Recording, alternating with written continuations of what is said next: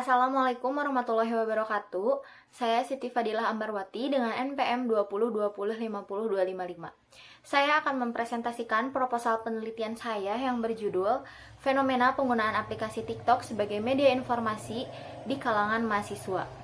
Baik, untuk bab satunya itu, pendahuluan, ada latar belakang. Di sini saya akan membacakan latar belakangnya terlebih dahulu. Saat ini, internet itu merupakan alat bisnis yang berbasis aplikasi. Seperti yang sudah kita kenal, aplikasi tersebut adalah TikTok. TikTok sendiri adalah sebuah jaringan sosial dan platform video musik yang berasal dari Tiongkok yang diluncurkan pada tahun 2016. Aplikasi tersebut membolehkan para pemakai untuk membuat video musik pendek mereka sendiri dengan sekreatif mungkin. Dan TikTok sendiri mengukuhkan diri sebagai aplikasi paling banyak diunduh, yakni 45,8 juta kali. Jumlah itu mengalahkan aplikasi populer lainnya seperti yang kita tahu ada YouTube, Facebook Messenger, WhatsApp, bahkan Instagram.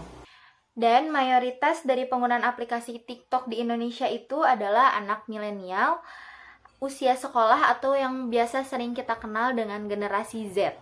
TikTok itu sendiri pernah diblokir pada tanggal 3 Juli 2018. TikTok mulai diblokir di Indonesia, Kemenkominfo telah melakukan pemantauan selama sebulan lebih dan mendapatkan banyaknya laporan terhadap aplikasi tersebut. Terhitung sampai 3 Juli tersebut, laporan yang masuk itu mencapai 2.583 laporan.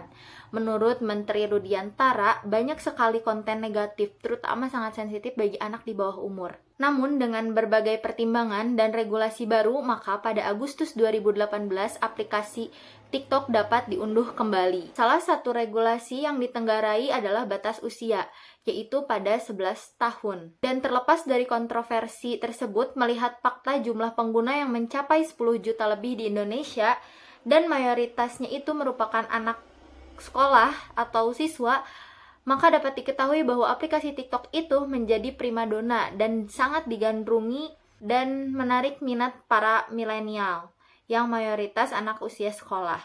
TikTok dapat diolah menjadi media pembelajaran yang menarik dan interaktif. Seperti saat ini, banyak sekali konten-konten TikTok yang berisi informasi-informasi yang sangat menarik sebagai media pembelajaran. Bahkan sebelum ramai berita di televisi, berita tersebut pasti sudah muncul terlebih dahulu di aplikasi TikTok. Aplikasi TikTok saat ini digunakan sebagai media informasi dan kontennya pun mengandung hal yang positif dibandingkan dengan TikTok di pertama kali viral. Lalu di sini ada fokus dan pertanyaan penelitian. Dalam fokus penelitian, bagaimana fenomena penggunaan aplikasi TikTok sebagai media informasi di kalangan mahasiswa? Dan yang selanjutnya ada pertanyaan penelitian. Bagaimana mahasiswa menggunakan aplikasi TikTok sebagai media informasi? Dan yang selanjutnya ada apa saja faktor mahasiswa menggunakan aplikasi TikTok? Selanjutnya ini ada tujuan penelitian. Dalam tujuan penelitian ini, untuk mengetahui bagaimana mahasiswa menggunakan aplikasi TikTok sebagai media informasi. Dan juga untuk mengetahui apa saja faktor mahasiswa menggunakan aplikasi TikTok itu sendiri. Selanjutnya ada kegunaan penelitian. Dalam kegunaan penelitian ini ada kegunaan praktis dan kegunaan teoritis. Di sini saya akan membacakan terlebih dahulu kegunaan praktis, yaitu hasil dari penelitian ini bisa memberikan informasi bagaimana mahasiswa menggunakan aplikasi TikTok sebagai media informasi agar penggunaan aplikasi TikTok tidak disalahgunakan. Yang selanjutnya ada kegunaan teoritis. Di sini hasil dari penelitian ini bermanfaat untuk menambah ilmu pengetahuan dan bermanfaat untuk pembaca, dan penelitian ini diharapkan dapat memberikan masukan. Dan yang selanjutnya ini di bab 2 ada kajian pustaka. Penelitian terdahulu. Di sini ada nama peneliti dengan nama Rizka Marini dengan judul Pengaruh Media Sosial TikTok terhadap Prestasi Belajar Peserta Didik di SNPN 1. Dengan kesimpulan, penelitian ini sama-sama membahas pengaruh media sosial TikTok sebagai dampak yang positif sebagai media informasi dan membawa pengaruh baik terhadap prestasi belajar. Yang selanjutnya ada kerangka konseptual dimulai dari aplikasi TikTok, media informasi, dan mahasiswa. Selanjutnya ada kajian teoritis. Di sini ada aplikasi TikTok. TikTok menyederhanakan pembuatan konten ke level berikutnya, Siapapun tanpa pengetahuan sebelumnya dalam mengedit video dapat menghasilkan konten yang sangat menarik tanpa menggunakan aplikasi atau program tambahan. Dengan format video pendek, produksi dan konsumsi konten yang terjadi dengan cepat. TikTok membuat penggunaan menjadi kecanduan karena mereka ingin memeriksa konten-konten baru dan memeriksa perkembangan konten mereka sendiri. Intinya, TikTok tidak lagi aplikasi kacangan dengan pertumbuhan secepat api yang menyala dalam sekam. TikTok mulai dipandang sebagai platform media sosial yang potensialnya untuk bisnis dan informatif. Lalu yang selanjutnya ada media informasi. Media informasi adalah sarana yang digunakan untuk memberikan informasi peristiwa-peristiwa yang terjadi kepada masyarakat umum secara cepat. Melalui media, informasi yang akan disampaikan akan lebih efektif dan lebih cepat. Terlebih sekarang sudah zaman modern dan serba modern. Banyak alat-alat pembantu yang akan mempermudah untuk memasarkan berita. Lalu yang terakhir ada mahasiswa. Dalam mengikuti perkembangan zaman, mahasiswa tidak pernah ketinggalan. Dengan adanya aplikasi TikTok ini, semua orang beramai-ramai untuk mendownload aplikasi tersebut dan membuat konten semenarik mungkin. Bahkan yang dominan itu mengisi konten-konten TikTok itu adalah seorang pelajar atau seorang mahasiswa. Lalu yang selanjutnya ada kerangka pemikiran.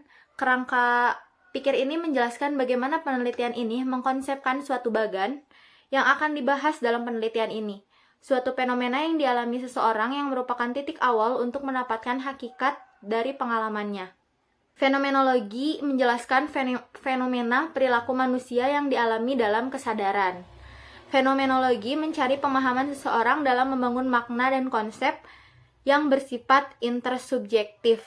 Oleh karena itu, penelitian fenomenologi harus berupaya untuk menjelaskan makna dan pengalaman hidup sejumlah orang tentang suatu konsep atau gejala.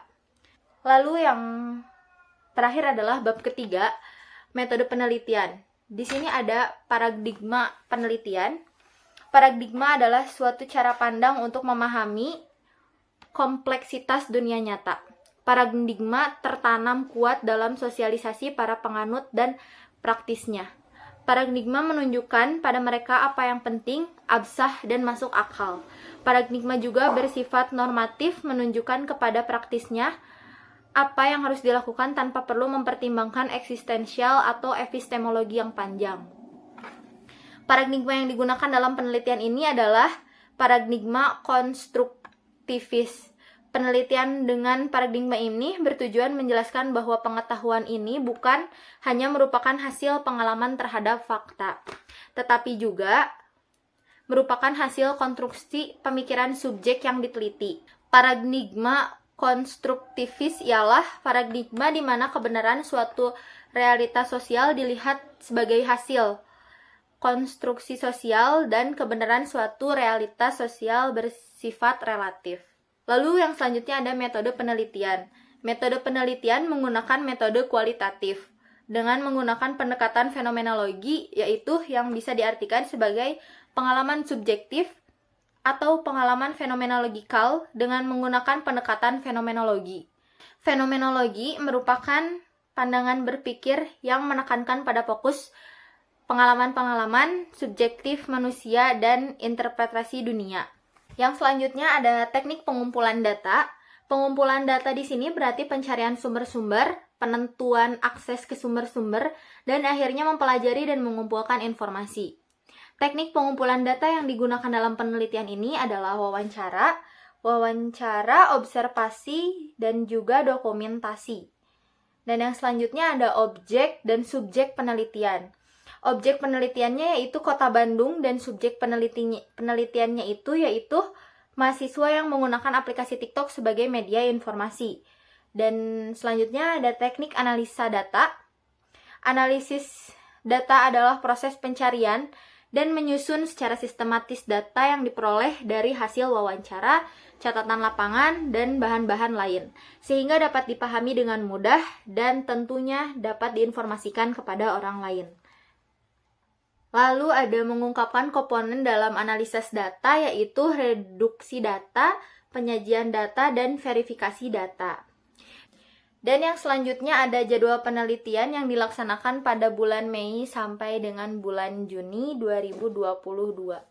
Mungkin sekian presentasi proposal penelitian saya. Mohon maaf apabila terjadi banyak kesalahan kata. Terima kasih. Wassalamualaikum warahmatullahi wabarakatuh.